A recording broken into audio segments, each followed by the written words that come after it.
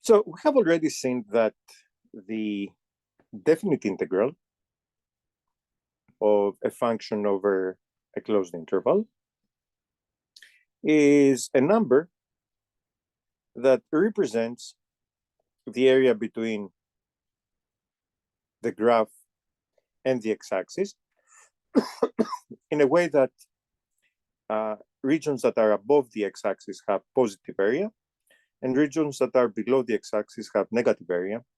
And the symbol that we use for this is this elongated s, which is read as integral from a to b of f of x dx. In general, if one tries to compute such integrals, the difficulty is quite significant. But there is a tool in mathematics which also happens to be one of the most important mathematical results of all times, known as the Fundamental Theorem of Calculus, that allows such computations to be quite straightforward, at least in many cases. The Fundamental Theorem of Calculus comes pretty much in two different varieties, but we're going to be concerned with one of them, which is known as the Newton-Leibniz formula. So here it is.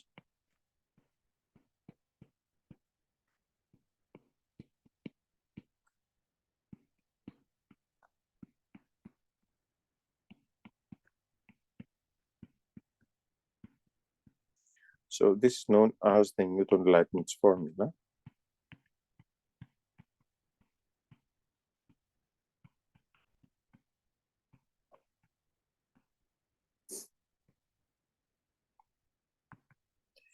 So if the derivative of f uppercase of x is f of x, meaning if f uppercase is an antiderivative for f lowercase, so I f is an antiderivative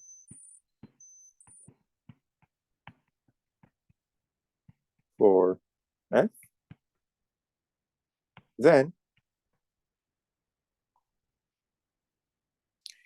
the integral from a to b of f of x dx is f of b minus f of a. So this is an amazing result, even the moment we look at it, because it takes two objects, the notion of derivative and the notion of the definite integral, meaning it takes slopes of tangents and areas below curves, and it brings them together. It establishes them almost as one being the inverse of the other. Now, as we're going to see, at least in the case of polynomials, it makes things quite straightforward. Meaning,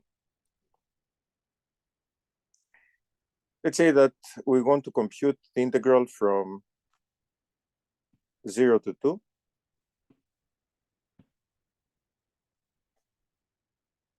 of x squared plus x dx. If you look at this problem with what we know so far, you would see that it's almost impossible. You have this function x squared. It's not going to be easy to compute the area below the graph of x squared in any simple way. It's not impossible. It's very much possible. It's just quite hard to do it without using the fundamental theorem of calculus. But with the fundamental theorem of calculus, all you need to do is play our familiar game. Ask, what is an antiderivative for x squared plus x? Meaning, what do I need to take the derivative of in order to get x squared plus x? And the answer is 1/3 x cubed plus 1/2 x squared. So then all you need to do is take 1/3 2 cubed plus 1/2 2 squared and subtract from it 1/3 0 cubed plus 1/2 0 squared. And how much is this? This is 8/3 plus 2, which is something like 14/3. That's it. That's it. I mean,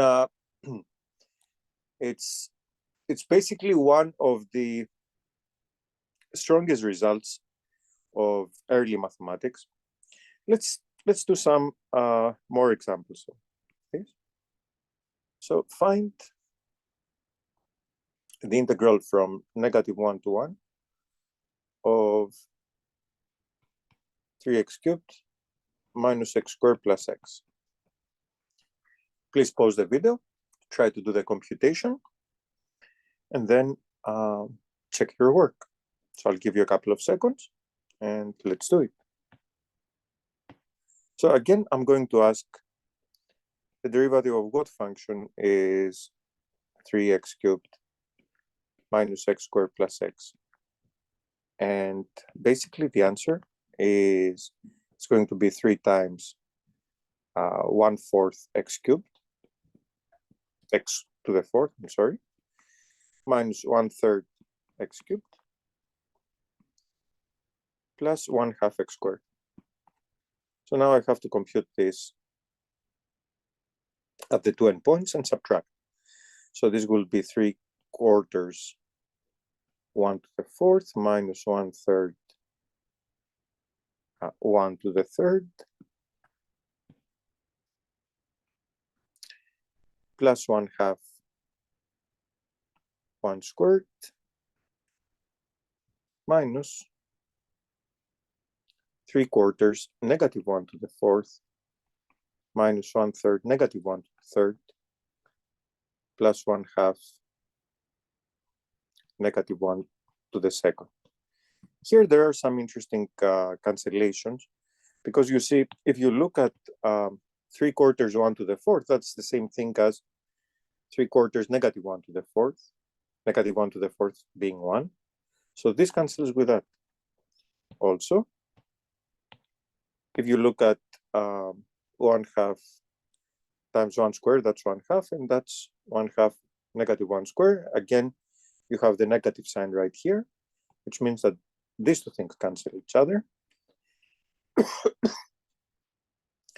And eventually, what you're going to get by the 2 remaining terms when you combine them is just -2/3.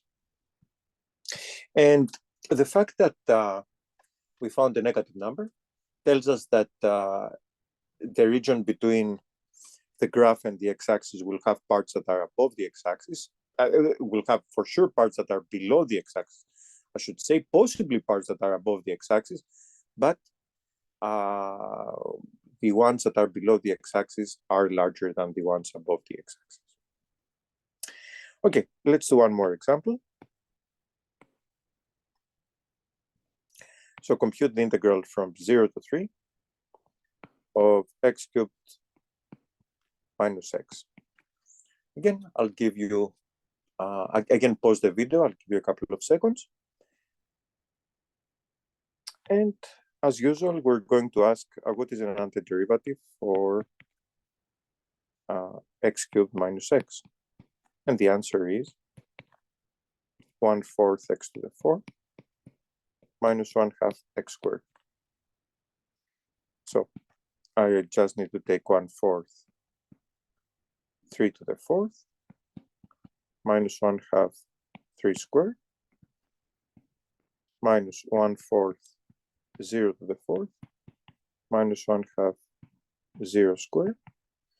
And this will be 81 over 4 minus 9 over 2, which is the same thing as 63, I guess, over 4. And that's it. Thank you for watching.